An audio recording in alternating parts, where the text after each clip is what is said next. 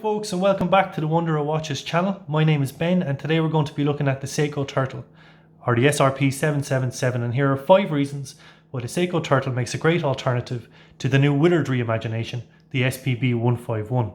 Number 1. Quality. The Seiko SRP777, it just screams quality.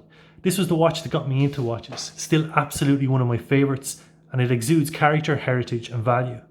Now, it isn't the first watch I ever bought. That happened to be this guy here, the SKX009. But the SKX never clicked with me, despite it being one of the darlings of the watch world. And I think that's why I ended up kind of modding the crap out of it to make it into something that I wanted to wear on a daily basis. I don't like the fact that I can't wind it, particularly when you're operating a watch rotation, and every time you pick this sucker up, you got to give it the whole Seiko shuffle business. Compared to the Turtle here, my second watch, I don't know, the dial on the SKX just was a kind of a weird greyish blue washed out colour. The case is a bit uninspiring and it's got printed indices. The Turtle, on the other hand, has applied lume filled markers. The lugs are drilled, which makes strap changing an absolute simplicity. The movement is a 4R36, which adds hacking and hand winding, so no more need for that Seiko shuffle. The cushion case is 44.3mm wide and the watch is 14mm thick. Now, these dimensions will suggest that the watch is large, but the key dimension that you should consider with the Seiko Turtle is the lug to lug, which comes in at a very, very manageable 48mm. Now, my wrists aren't the biggest in the world, they're 6.75 inches, but you can see the watch, it doesn't really protrude past the width of the wrist and it sits really comfortably. Also, because of the cushion case, you can move your wrist any which way, and because it lifts from the wrist upwards at the sides of the case, you've got loads of room for your wrist to move in, so it's very, very comfortable on the wrist. Number 2, heritage. Just like the Willard, the Seiko Turtle also has tons of heritage. The history of Seiko divers is well documented. The 62 Mass was introduced in 1965. Then in 1970 came that famous 6105, or the Captain Willard. So called because Martin Sheen wore it in Apocalypse Now, and of course this is the watch that the new Willard pays homage to. But in 1976 this model was replaced by Seiko with the 6309 references, which inspires this guy here, with a redesigned cushion case that came to be known as the Turtle. Because from the top down, well, it looks like a turtle shell.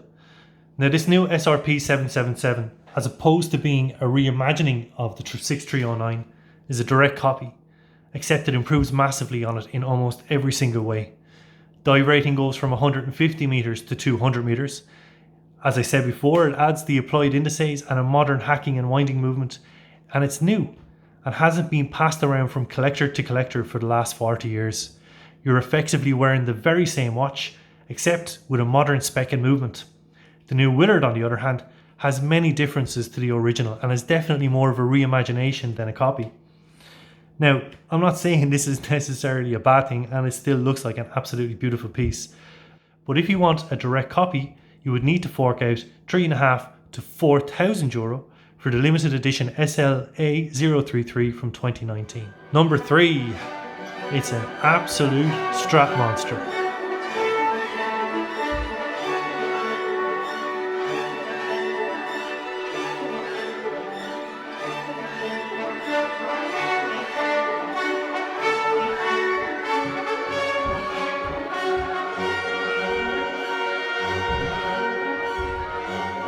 Number 4, it's a proper dive watch.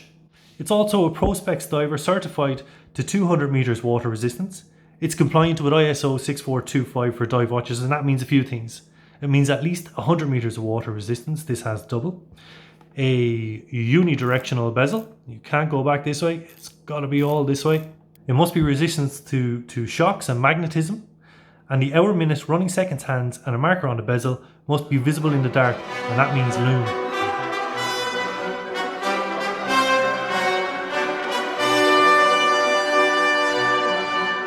And finally, number 5, well, 5A and B. A, value, and B, availability. Well, this is a no-brainer. The Turtle is readily available for around 350 to 400 euros. It's actually cheaper than the old SKX here, which, due to it being discontinued now, is fetching exorbitant prices of, I don't know, almost 450, 500 euro in some places. Take a look on Amazon, it's just crazy prices. But this guy can still be bought in several places for 350 to 400 euros, say. The new Willard is an eye-watering 1300 euros, or 1100 for the olive green on a rubber strap. That's 3 times the cost of the Turtle. The Seiko SRP777 is still available on Long Island Watch and eBay in the US and Chrono24 in Europe for those prices. I'm sure it's available elsewhere as well, but that's the ones that I've looked at. But could well have been discontinued by Seiko, as it no longer seems to be on the various Seiko websites. So if you do want this piece, I would snap it up quickly. It seems to have been replaced by the SRPE03K1, which is also a very good value, I may say. The Willard is a new watch. It seems to be difficult to source at the moment, with some websites I've looked at looking for you to express interest. I don't believe it's still at pre-order stages. I know that Uptick Watch Reviews has acquired one, has done several videos on it already. I have found availability on seikoboutique.co.uk and eurowatches.co.uk at full retail price. Grey market availability is extremely limited at the time of speaking, but you would still need to pay full retail.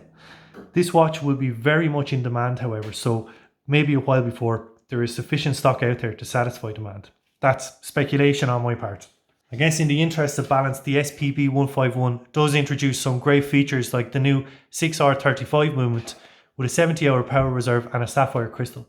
The bezel retains the aluminium format, however, and to be honest, I do think it is a stunning piece, particularly having seen some videos on it. But is it worth 3 times the cost of the Turtle? Not in this observer's eyes, but I'll let you be the judge of that. Thank you, and good luck everyone. Ben.